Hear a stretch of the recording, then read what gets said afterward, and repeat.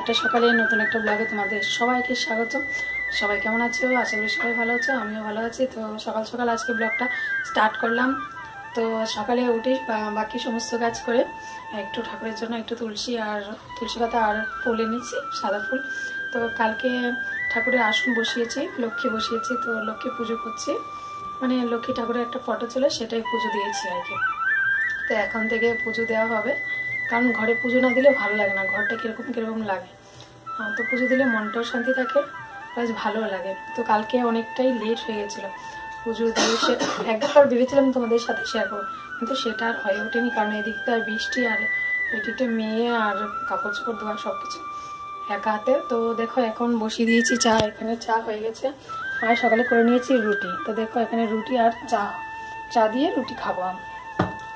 তো চায়ের ভিতর তো সব কিছু দেওয়া হয়ে গেছে, কিন্তু চিনি দেওয়া হয়নি। তো এখন আমি একটু চিনি দিয়ে এভাবে চায়ের খাবারটা কথা শুনবো। আমরা চাই অল্পই চিনি না বাবা। আর এখানে হয়েছে গুড মর্নিং বলো, শুভ সকাল।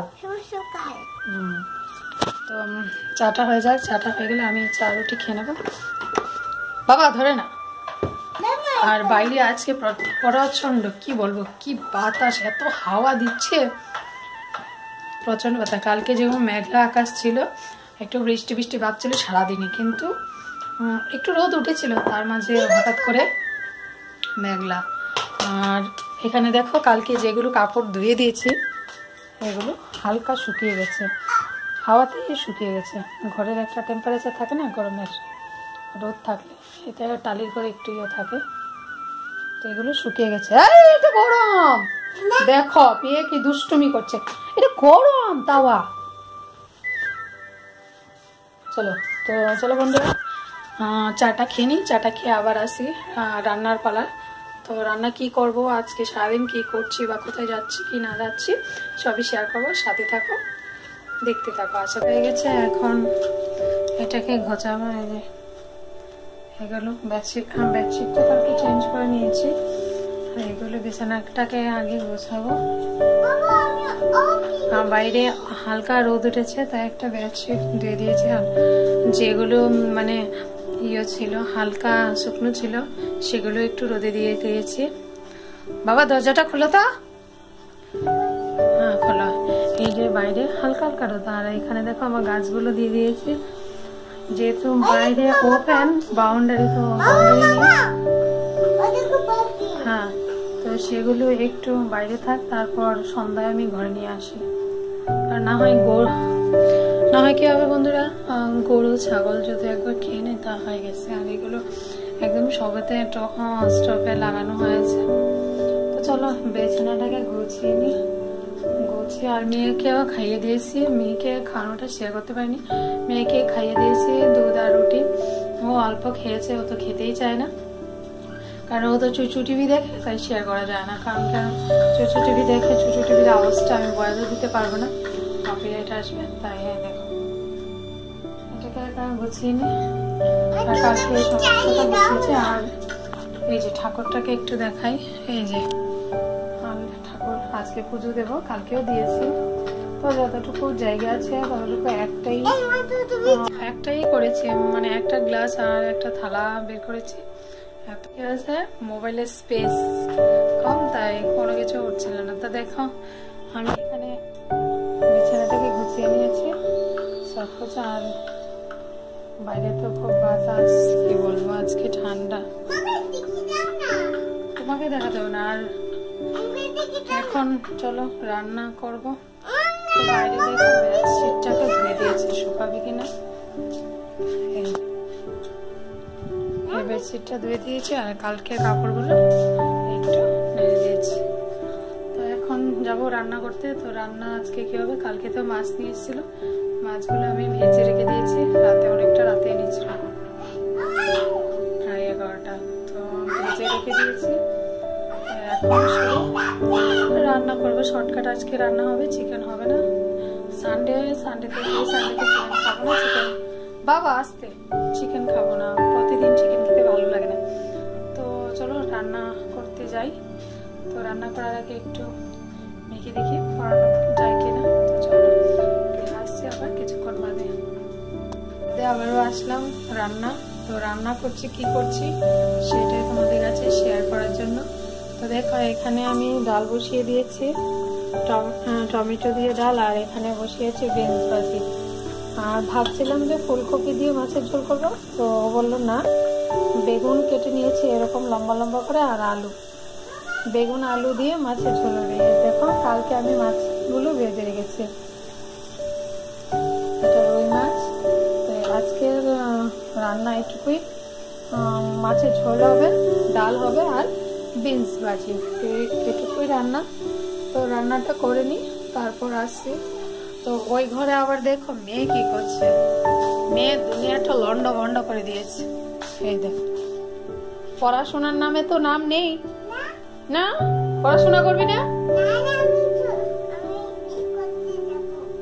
বের করতে যা। বিছানার কি অবস্থা, আর বাইরে প্রচন্ড বাতাস, কি বলবো, বাতাসের জন্য আমার দরজা জানলা সব লাগানো, কারণ কেননা এখানে রান্না করছি আর বাতাসের জন্য গ্যাস নিভে যাচ্ছে।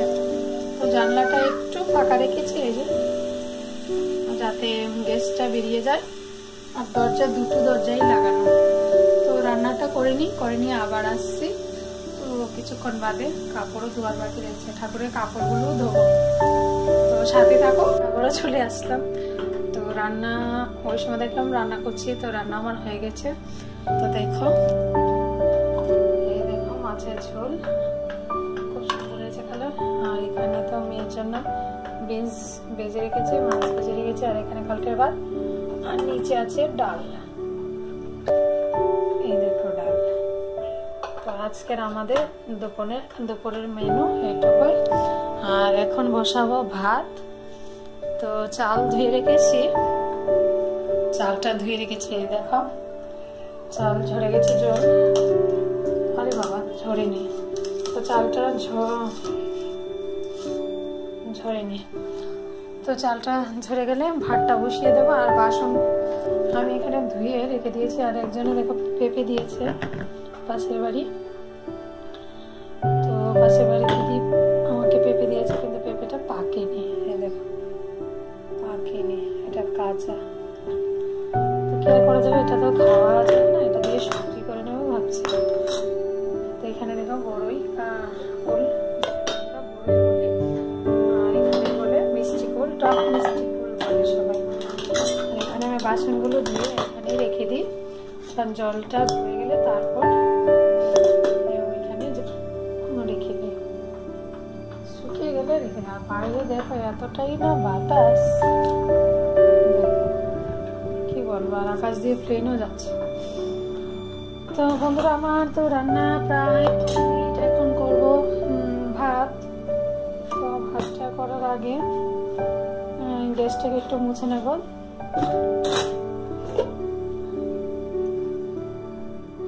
এটা দিয়ে ঢেকে, এখানে দেখো অনেকটাই জল পড়েছে, দেখো। তারপর দেব পুজো, মুছে নিয়েছি। এবার এই জায়গাতে কতবার যে মুছতে হয়। আর এগুলো কাঠ না, এটা ফ্লাইয়ের মতো কাঠের, এটার ভিতরে একটু জল পড়লেই নষ্ট হয়ে যায়, যতই মুছে রাখি তাও নষ্ট হয়ে গেছে। এই দেখো এগুলো সেলোটেপ মারা, আমি সেলোটেপটা মারা হয়েছে কেননা যাতে ওটা যাতে নষ্ট না হয়, আর বেশি জল পড়লে ওই জায়গাটায় জল যেহেতু ভেজা রেখে দিয়ে অনেক সময় মনে থাকে না। তো হয়ে গেছে, আর বর চলে গেছে কাজে, তো আস্তে আস্তে দেরি আছে। আর এইখানটায় আমি দেখো মেয়ে দেখছি চুচু টিভি, চলো ভাতটা বসিয়ে দিই।